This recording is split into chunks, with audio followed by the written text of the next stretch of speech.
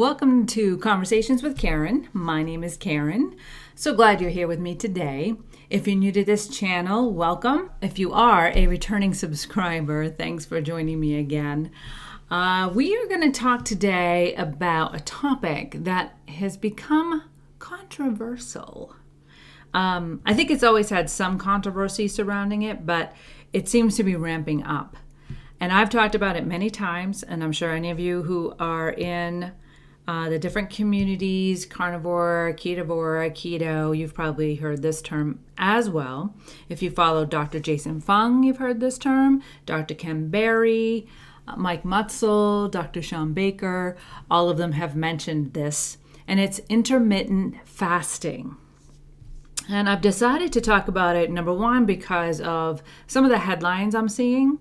And number two, also some of the misinformation that I'm hearing in conversations that I've been having with people. I think that there's some confusion, and it's worth the effort to investigate and hear all of the information about it before you make a decision as to whether or not it's good for you. So I want to bring to you some information and also my own experience with intermittent fasting, and then you can decide for yourself whether or not you want to continue to research or you want to ask me questions. I gladly will answer those for you. So let's dive into it. So intermittent fasting, Dr. Jason Fung and Dr. Ken Berry just put out maybe the end of last week, earlier this week, 2 videos, one each,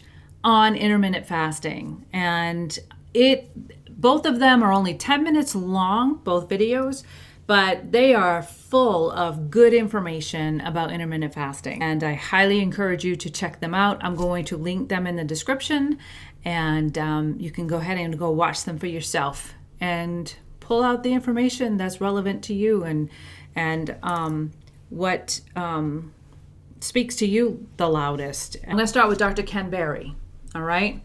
He starts off his video with quoting some of the latest headlines. And these headlines were from like November of 2022. So from the end of 2022, so not too long ago. There is a headline that came out from U.S. News and World Report, says skipping meals can shave years off of your life. Studiesfind.org, their headline read, intermittent fasting leads to earlier death. The New York Post, intermittent fasting could actually send you to an early grave. New study.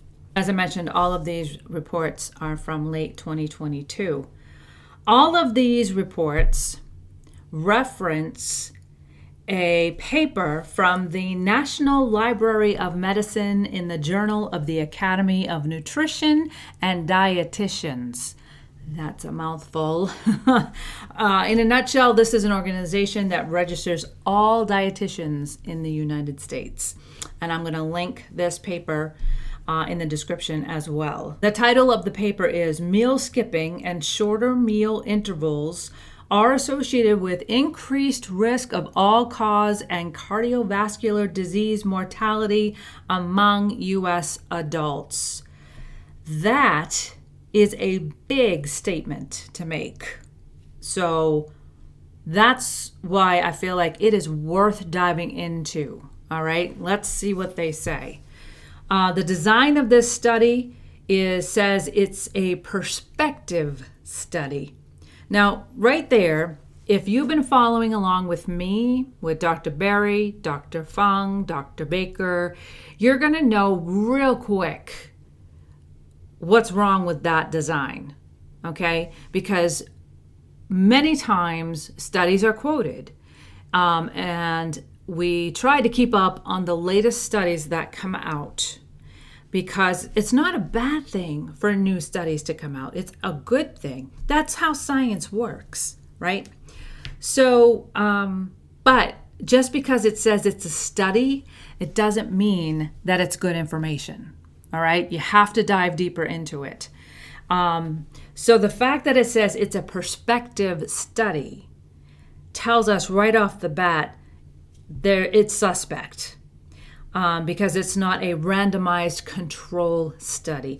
To make the statement they made, that's a heavier weight than what this study actually is. So that's the very first thing for me that was like, okay, something's off here. All right.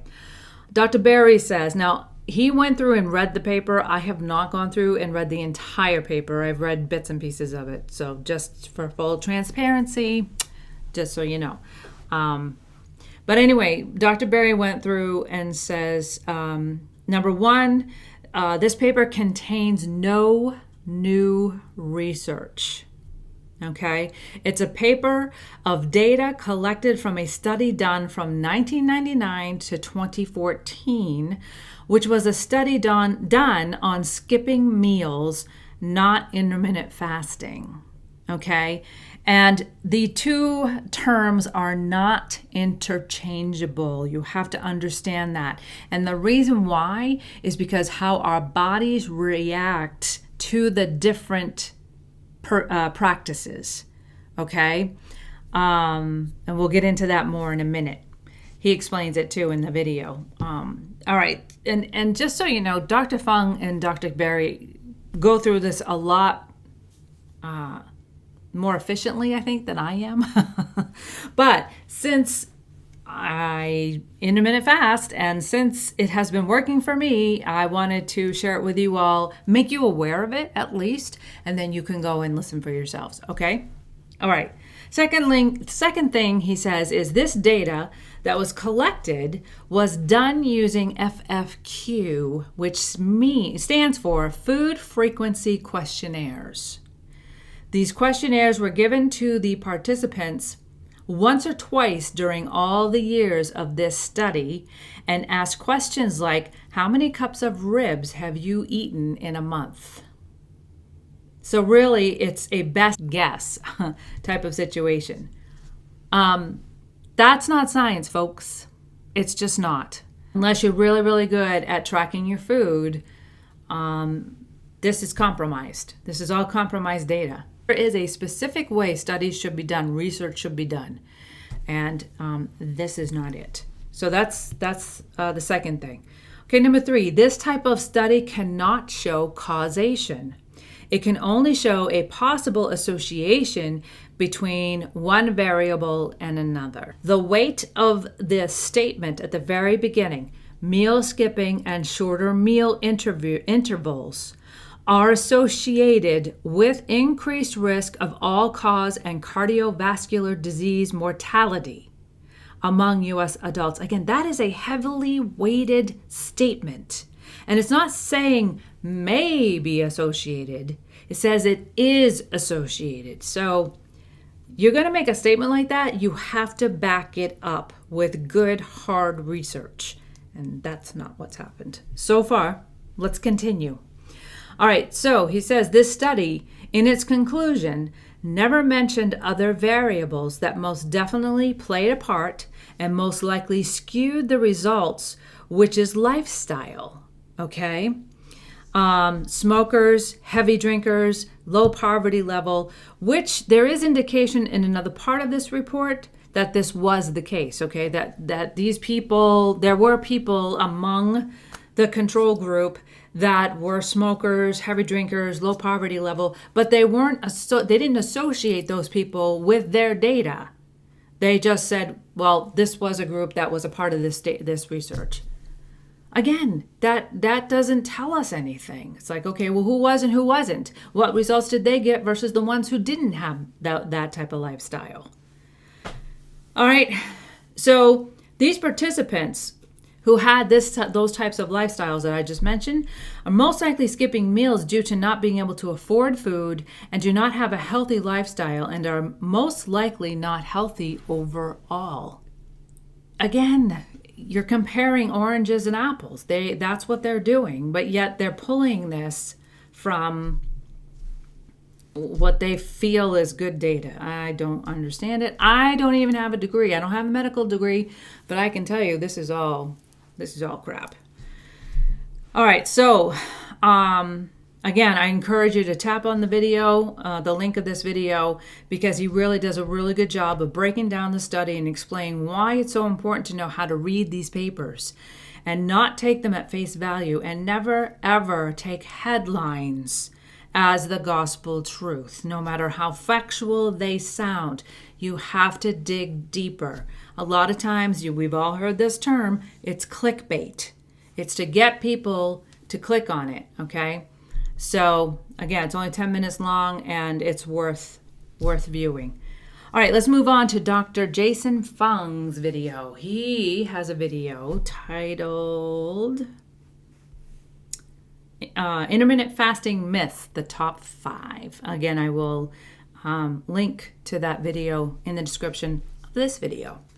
I really, really enjoyed listening to this. And so here's number one of the top 5 myths. Fasting causes starvation mode. Starvation mode is a term referring to low metabolic rate, which is what happens on a low-calorie diet. When you lower your metabolic rate over time, it gets harder to lose weight. Dr. Jason explains how intermittent fasting actually activates hormones which maintain your metabolic rate, and how the body activates using your fat stores for energy. Conclusion: starvation mode happens when you use a low-calorie diet, but not when you intermittent fast, okay? And he goes into a lot more detail about why.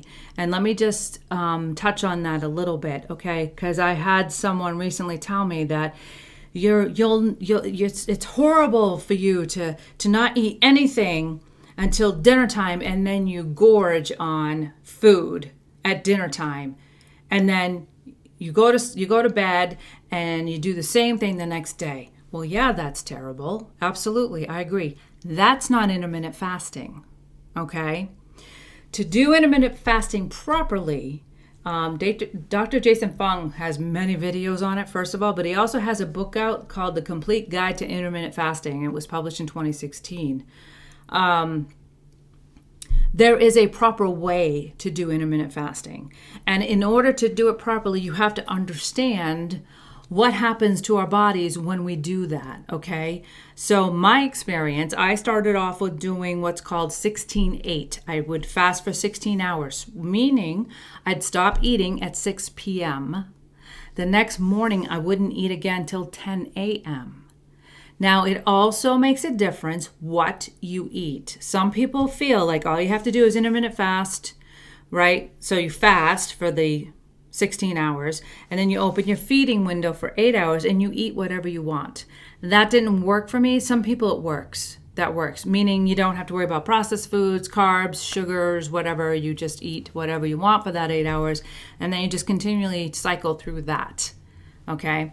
Like I said, for me, that doesn't work. My body just stores it all.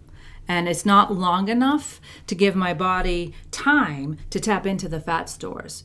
And so that's what I'm kind of in the middle of now, is figuring out how much time does my body need to fast, for me to fast, in order to tap into my fat stores and use that for energy and not the food I've previously eaten, okay?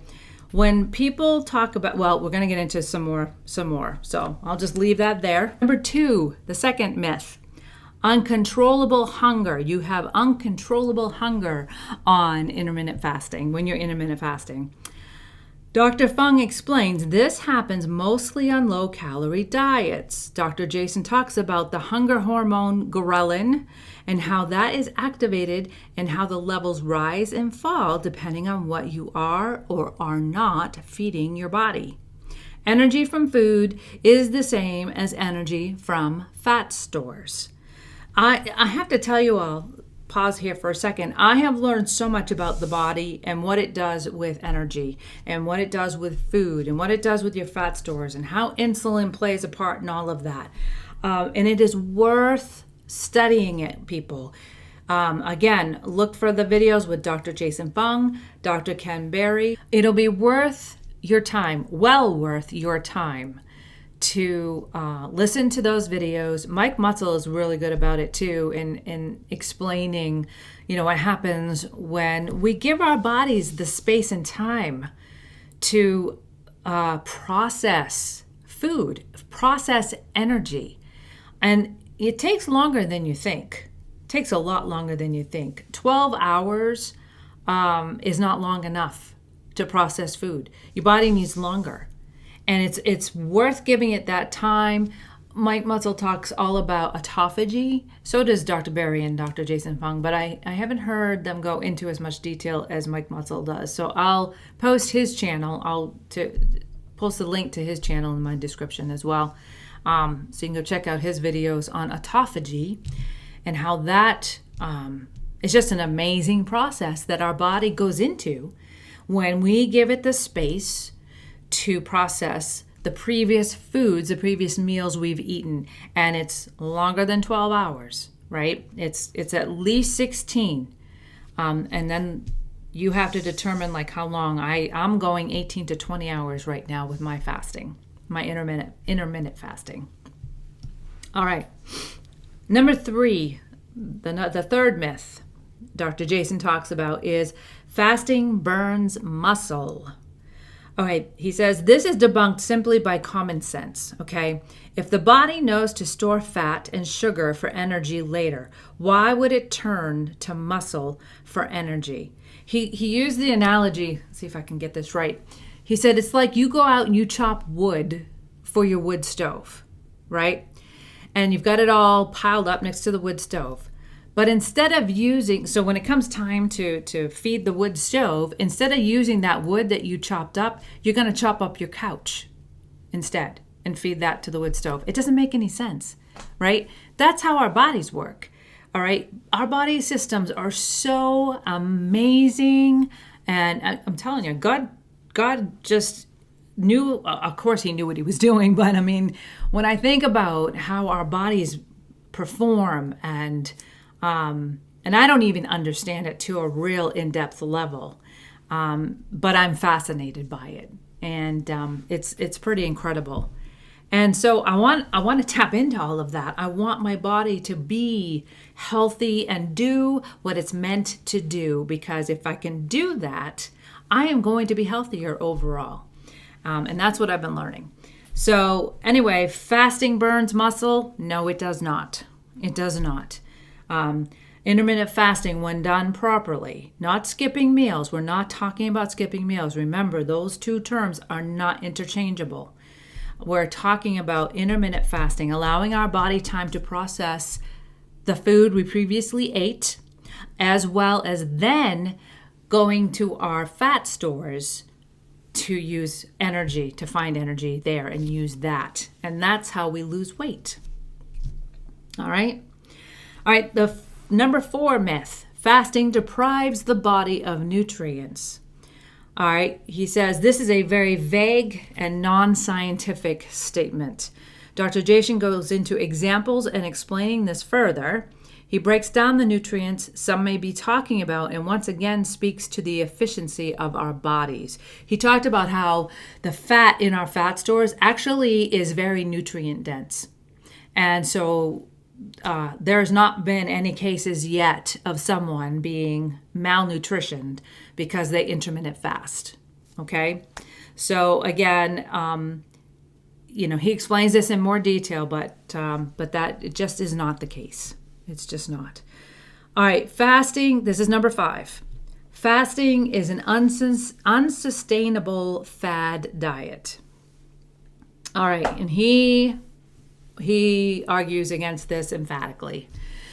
Dr. Jason does. He says there are references in the Bible about fasting. So this goes back over 2,000 years.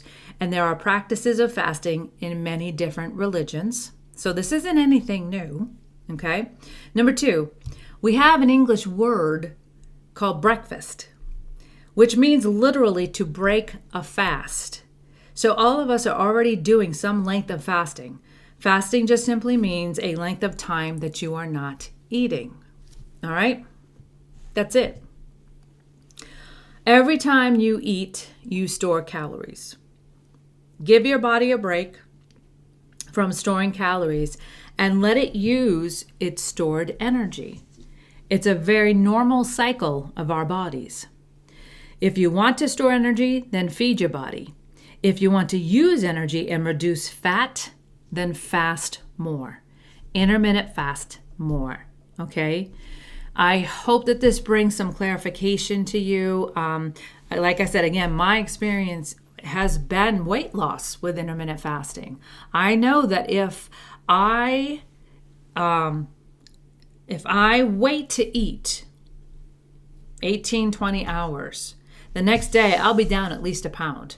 But it's not only that either, and I want to make sure I bring balance to all of this too, because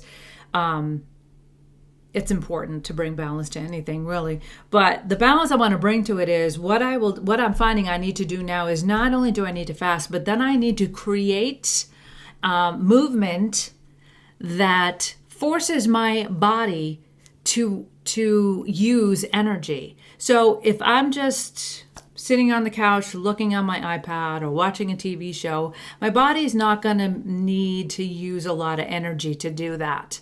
But if I go to a Zumba class, which I did this morning, I go for a walk, other various types of exercise. So I'm demanding from my body energy. And so if I haven't eaten a meal since 6 o'clock last night, what's it going to use for energy by 10 o'clock in the morning? It's going to use my fat stores. So that's what I'm in the middle of that. I'm in that process now, trying to figure out how many hours I need to go to give my body a chance to use the fat stores, and then I can eat a meal or two, and we start the whole process all over again. I will tell you, so today is February 2nd. I did not lose any weight in the month of July. I did it again. Why do I think July is January or January is July? I don't know. I think I'm just ready for really warm weather. It's going to be cold here, and it's going to be cold for the next couple of days, and I'm just not happy about that. I feel like I didn't move far enough south, but I don't really want to move any further south. So anyway, January, I did not lose any weight. So I'm trying to figure this out, like, okay, what does my body need? I know what I need to do. By this point, it's been 1.5 years since I started this health journey. And so I know what my body needs. I know what I need to do. I know what it does. I know how it responds. So, which is a very good thing. I will tell you overall, again, my energy level is fantastic. I did Zumba this morning, and that went really well. So I feel like my body's doing what it should be doing. In my own decision and in my own personal feeling is that I have another 20 pounds to lose, but I don't know. I don't know. We'll just have to see how this all plays out. I'm definitely more patient with the process at this point in my journey, which I'm very grateful for.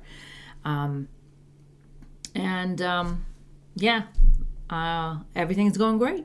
So anyway, I hope this information helped you to understand intermittent fasting, the difference between skipping meals and intermittent fasting, and how important it is to understand what you're doing when you intermittent fast, so that when you do eat, you eat nutrient-dense food.